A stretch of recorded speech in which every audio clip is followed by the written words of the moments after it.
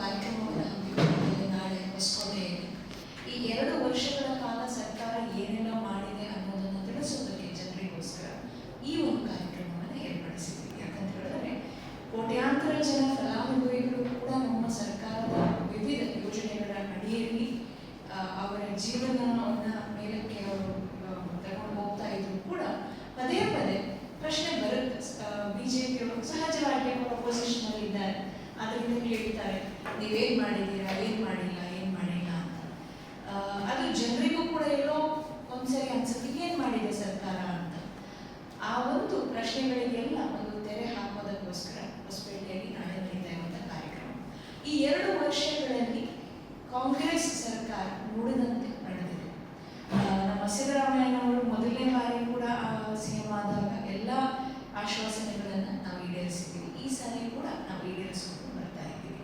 ಇದರಲ್ಲಿ ಮಹತ್ತರವಾಗಿರುವಂಥದ್ದು ಏನು ಅಂತ ಹೇಳಿದ್ರೆ GDP ಬೆಳವಣಿಗೆಯಲ್ಲಿ ನಮ್ಮದು ಅಗ್ರಸ್ಥಾನ ದೇಶದಲ್ಲಿ. ಅದರ ಜೊತೆಗೆ ವಿದೇಶಿ ಬಂಡವಾಳ ಹೂಡಿಕೆ ಹಾಗೂ ತೆರಿಗೆ ಕಲೆಕ್ಷನ್ ಏನಿದೆಯೋ ಅದರಲ್ಲಿ ದೇಶದಲ್ಲಿ ನಾವು 2ನೇ ಸ್ಥಾನ.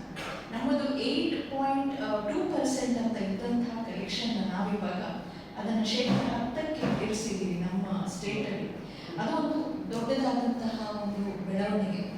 ಈ ನಮ್ಮ ಗ್ಯಾರಂಟಿ ಸ್ಕೀಮ್ಗಳು ಎಲ್ಲ ಬಂದಾಗ ಬಿಜೆಪಿ ಸರ್ಕಾರದವರು ತುಂಬ ಸರಿ ಹೇಳಿದೆ, ಈ ಗ್ಯಾರಂಟಿ ಗಳಿಂದಾಗಿ ಖಜಾನೆ ಬರಿದಾಗಿ ಹೋಗುತ್ತೆ ಕರ್ನಾಟಕದಲ್ಲಿ ಅಂತ.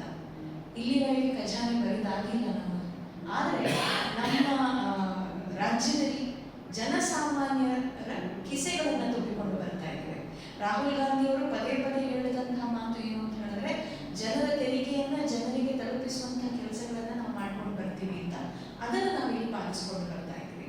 ಈಗ ನಮ್ಮ ಮೇಲೆ ತುಂಬಾ ಆರೋಪಗಳನ್ನ ಮಾಡಿದಂತಹ ಬಿಜೆಪಿಯವರು ನಮ್ಮ ಗ್ಯಾರಂಟಿ ಸ್ಕೀಮ್ಗಳ ಬಗ್ಗೆ ಕರ್ನಾಟಕದಲ್ಲಿ ನಾವು ಸರ್ಕಾರ ಕಟ್ಟಿದ ನಂತರ ಮಹಾರಾಷ್ಟ್ರದಲ್ಲಾಗಿರ್ಬೋದು, ಹರಿಯಾಣದಲ್ಲಾಗಿರ್ಬೋದು, ಅವರು ಇಲೆಕ್ಷನ್ಗೆ ಹೋಗ್ಬೇಕಾದ್ರೆ ಮಧ್ಯಪ್ರದೇಶದಲ್ಲೂ ಕೂಡ ಕೆಲವೊಂದು ಯೋಜನೆಗಳನ್ನು ನಾವೇನು ಯೋಜನೆಗಳನ್ನ ರೂಪಿಸಿದ್ದೀವೋ ಅದೇ ಸ್ಕೀಮ್ಗಳನ್ನು ಅವರು ಕೂಡ ಅಲ್ಲಿ ರೂಪಿಸಿಕೊಂಡು ಬಂದಿದ್ದಾರೆ. ಆದರೆ ಕಾಪಿ ಮಾಡಿದ್ದಾರೆ. ಆದರೆ ಮಹಾರಾಷ್ಟ್ರದಲ್ಲಿ ಅವರಿಗೆ ಆ ಗೃಹಲಕ್ಷ್ಮಿ ಅನ್ನೋ ಒಂದು ಕಾರ್ಯಕ್ರಮ ಏನಿದೆಯೋ ಅದನ್ನು ನೆರವೇರಿಸಲಿಕ್ಕೆ ಆಗ್ತಾ ಇಲ್ಲ, ಆದರೂ ಎಲ್ಲ ಮಾಡಿಸ್ಕೊಂಡಿದ್ದಾರೆ. ಇಂಥ ಹಲವಾರು ಯೋಜನೆಗಳನ್ನು ಕಾಂಗ್ರೆಸ್ ಸರ್ಕಾರ ಇವತ್ತು ಇಲ್ಲಿ ನಮ್ಮ ಕರ್ನಾಟಕದಲ್ಲಿ ಈಡೇರಿಸಿಕೊಂಡು ಬಂದಿದೆ.